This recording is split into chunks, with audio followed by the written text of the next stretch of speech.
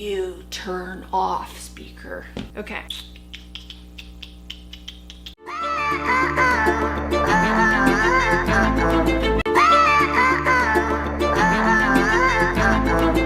Hello mates, happy holidays. I'm recording this at the beginning of December. I don't know whenever it's gonna be live, but Merry Christmas to everybody and happy holidays, maybe Happy New Year. Maybe it's July 2022 that some of you are watching this. I don't know. Welcome to whatever stage in life you're in. I hope that it's blessed. I'm gonna be doing a rapid fire Q&A right now. So what I did is I did a little question box on my Instagram, and I'm gonna be going through as many questions as I can in a very short amount of time. Okay, don't worry, I have my Christmas slippers on. I'm being festive, and I decorated my Christmas tree yesterday. That was fun. Ooh, good question. Elizabeth Loves Life said, best advice to someone embarking on a Christian life coach journey. My best advice, if you are ever wanting to lead or influence anyone, is do as much internal work and growth on yourself as you can for as long as you can, especially while you're leading. So one of my core values is like, I'm never going to claim that I can give away something that I don't myself have. And so do the work. The more work you do on your own life, the more that will spill out and overflow into the people that you're leading. And I think that that is a beautiful way to lead, with like a powerful conviction and authenticity and true authority. That's my advice. Oh, my mascara routine, says Hannah. I actually have a makeup tutorial video on YouTube, Hannah, and so you need to go and search that. But I use a Shiseido eyelash curler. Length Matters by Julep, and I curl my eyelashes and then I do multiple layers of that. But I have a really good routine, so you need to watch that video so you can see how I do it. Jillian said, what to expect from EMDR therapy? EMDR is going to be slightly different depending on each therapist that you work with. Same with any kind of counselor, coach, therapist, same with any kind of doctor, you know, or chiropractor. Everyone has different techniques and methods of how they do it. But what you can definitely expect with EMDR, if it's done right, is to actually feel less sensitive and reactive to past pain and triggers. So the way that I did EMDR is they actually have me revisit different memories, and they'll like use buzzers on me while I'm experiencing those memories. And there's something about the bilateral stimulation that just kind of resets your brain waves, because we get stuck in trauma loops in our brain. And so it kind of disrupts that pattern, that trauma response pattern. And so I left EMDR feeling a lot less sensitive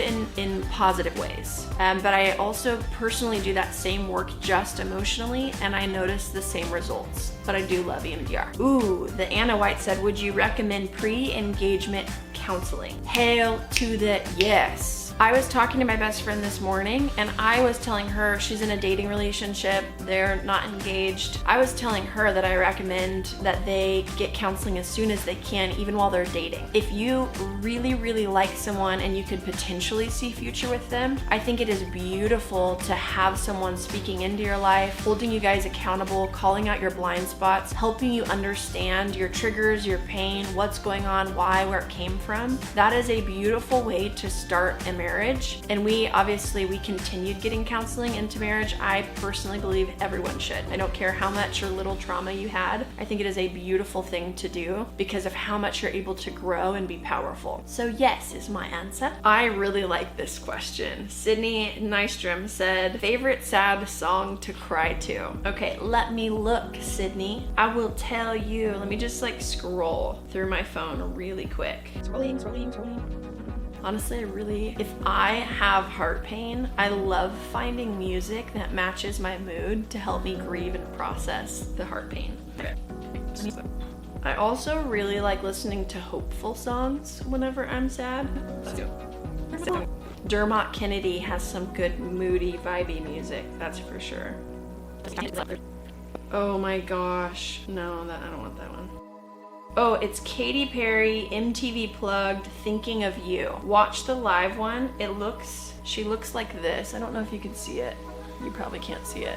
Brick by Brick is another one from Katy Perry that's like sad that I like. And then Thinking of You is another one that's so good. Okay, next question. Allie said, what are your thoughts on Christians smoking marijuana? Honestly, I don't really have any thoughts. It's not my preference. It's not something that I would choose, but I think that there is a lot of demonizing of marijuana, and I think that there is a lot of demonizing of alcohol and marijuana because of how much it's abused. And what I've seen people in pain do is abuse those things, and what I've seen a lot of the church do in response to that is have this huge reactive pendulum swing where it is shamed and considered bad. But all throughout the Bible, it talks about wine as the drink of good cheer. I look at like the way that God created wine through Jesus's first miracle that he ever did, and I think that there is a beauty and an emphasis on wine and why he created it for us, and why scripture is all infused with the fruit of the vine, and it references wine all over the Bible. And I don't think that there is much difference between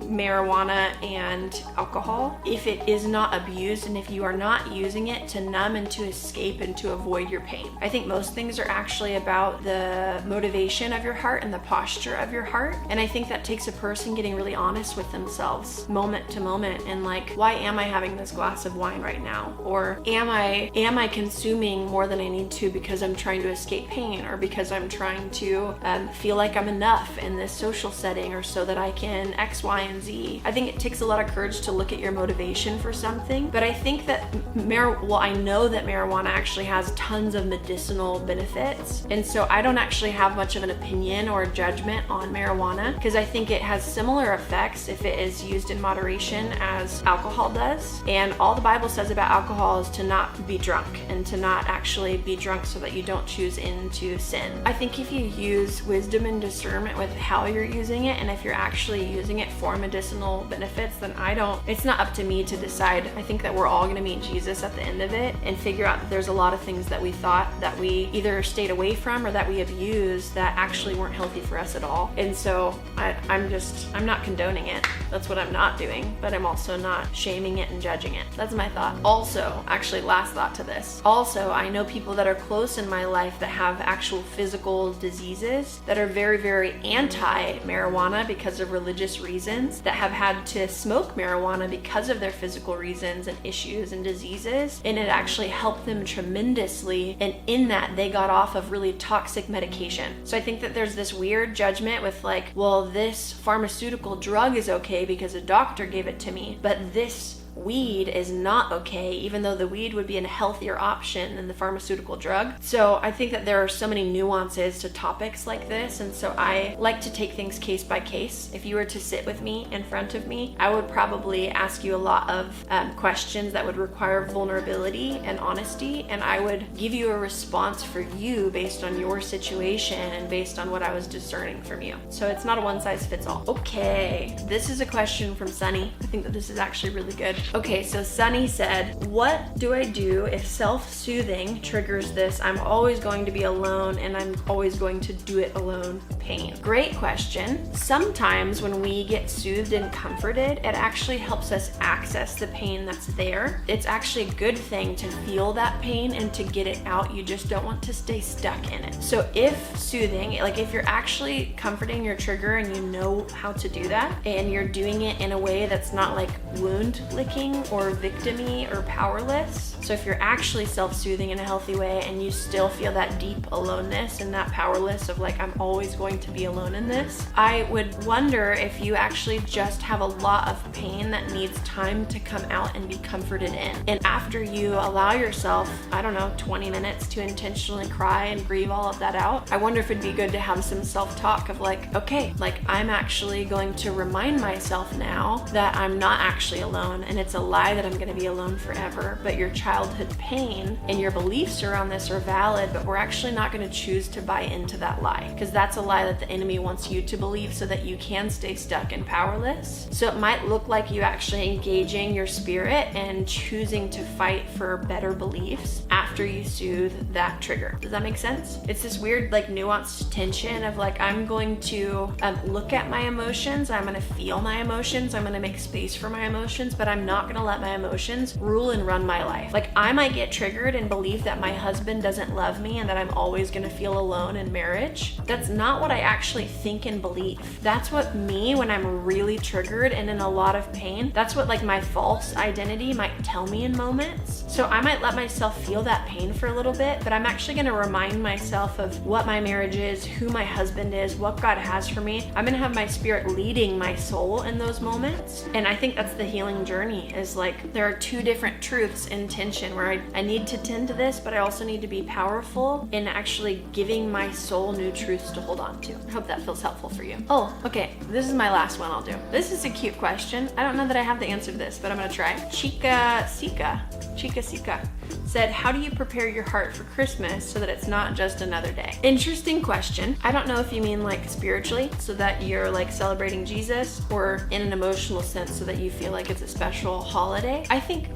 for me, what that journey has looked like is recognizing like so much of my childhood and like family holidays didn't feel special because of pain and just different things that were happening. And so in my adult life, I've been really powerful at wanting to create my own experiences to make things feel special for me. And so my husband and I always talk about like, what's something that will feel special to you? Okay, what's something that will feel special to me? How can we actually both cultivate those things with each other so that our hearts are actually really excited about this holiday and this experience? And then outside of that, like, it's celebrating the birth of Jesus. It's celebrating his life and all of the things that he came to bring us freedom in, and how he restored connection with us to the Father. Like, that's ultimately what Christmas is celebrating him and his goodness, and how he actually came to reconcile us to the Father and reconcile us to love and give us access to this freaking life-changing presence and redemptive love. Like, there's no way I'd be who I am today if Jesus didn't come to the earth and if he wasn't born. And so I think just spending time like being mindful and lifting up gratitude to God and getting really present and reminding your soul like this holiday is actually about him, but there are things we can do to make this feel special. But it looks like you getting connected to Jesus and then to yourself and figuring out like, what would feel special to me? What do I like? What did I want growing up? How can I create those things in my life now or for my kids now so that it actually feels like a special time? I hope that was helpful. I hope that was relevant at all. I love you all. I hope that you enjoyed this week's YouTube. If you have any other ideas of videos you want me or Spence or both of us to record, please throw it in the comments below. Give us some inspiration. We need it. We need the goods. We need to feel excited that we're actually giving you guys the content that you want. So please throw it there. If you like this video, give it a thumbs up, subscribe to our channel, share it with a friend, and I will see you next week. Bye, everybody.